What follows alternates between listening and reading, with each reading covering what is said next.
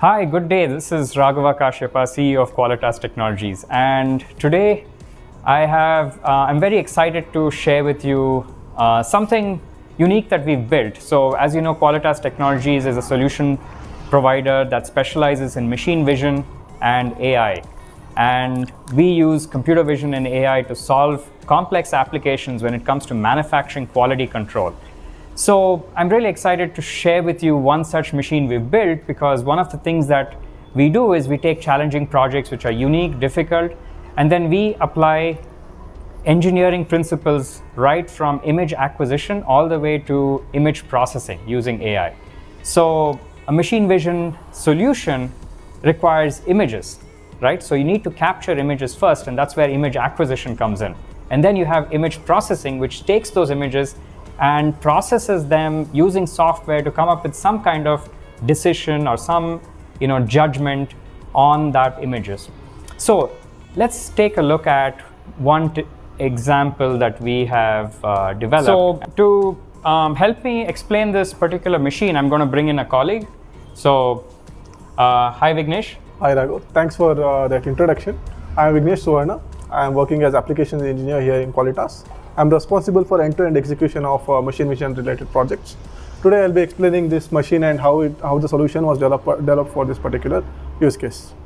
Okay Vignesh, so thanks. So what are you holding in your hand? What is this? So this is basically, most of us might not be knowing, this is a fiber optic spool, and this is a fiber which is used for our telecommunication purpose. So most of our data transmits to this one. Got it. So this is a fiber optic. Correct. And it's wound in a spool, and there's a bunch. So how many, what's the length of a typical spool? How many kilometers do we? Typically a spool varies from 2.1 kilometers to 52 kilometers or sometimes up to 70 kilometers as well. But this particular spool is somewhere around 32 kilometers. 32 kilometers. Yeah. So this is housing 32 kilometers of fiber carrying. So I would imagine that its quality is a pretty important factor. So what are some of the defects that we need to identify here? So in this particular use case, we have two parts in this fiber optic spool. One is the flange itself, on which the fiber is wound, and the fiber.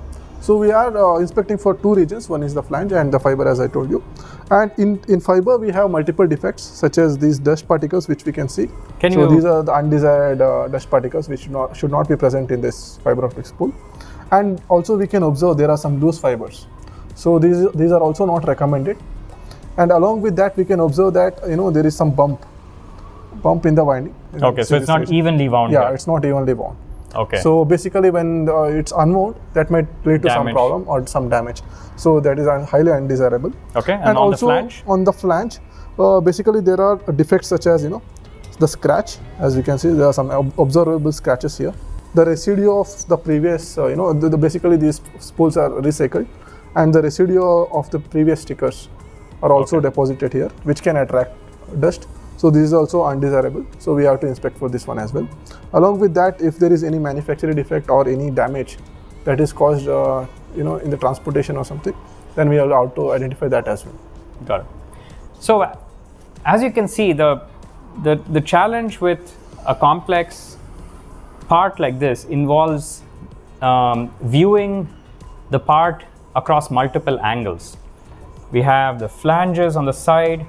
We have the uneven winding, which requires you to look at the entire spool surface at maybe two different angles.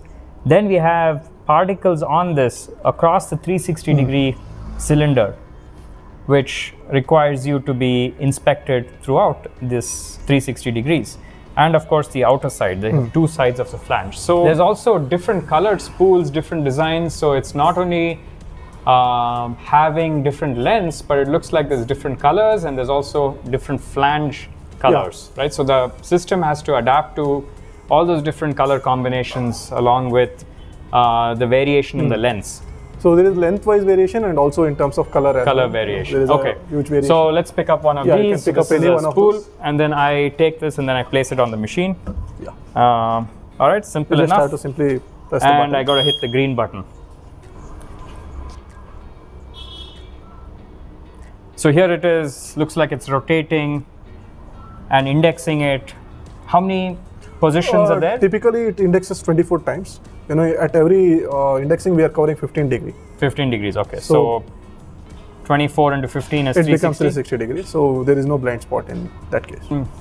All right, so now, so we have 3 cameras on the top and then 2 on the side. So, I assume these 3 cameras are looking at for the dust? The 3 cameras from the top will be covering the fiber as such. If there is any dust or any particles that might come over here.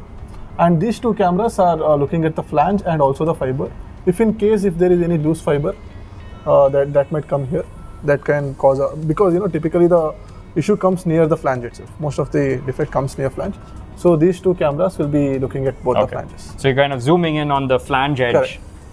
the spool edge, and then that helps you capture any loose ends as well as any unevenness in the Correct. Flange, so in the spool. Right?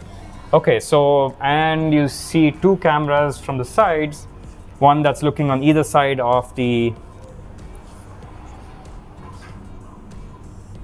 So there's one on the right hand side, and then there's one more on this on the left, which is looking at the 2 flanges. Am I right?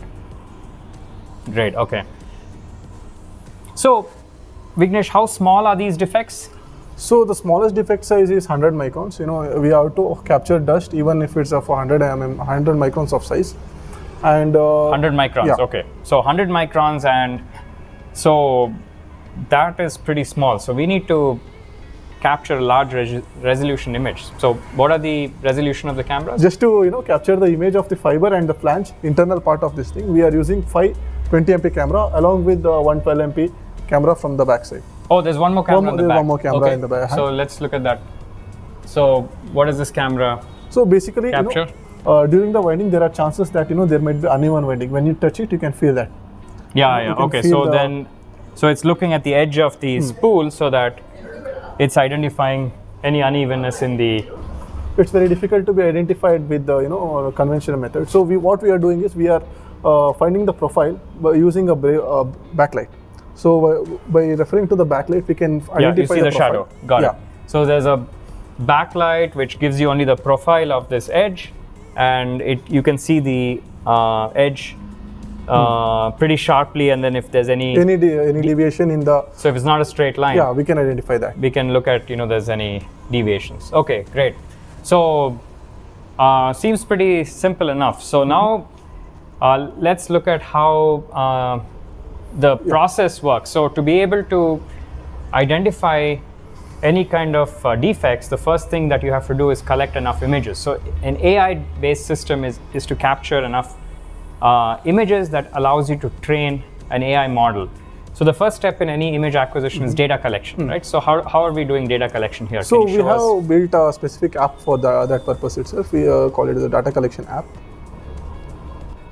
So this is a data collection UI. This is how it looks. So can I start? Yeah.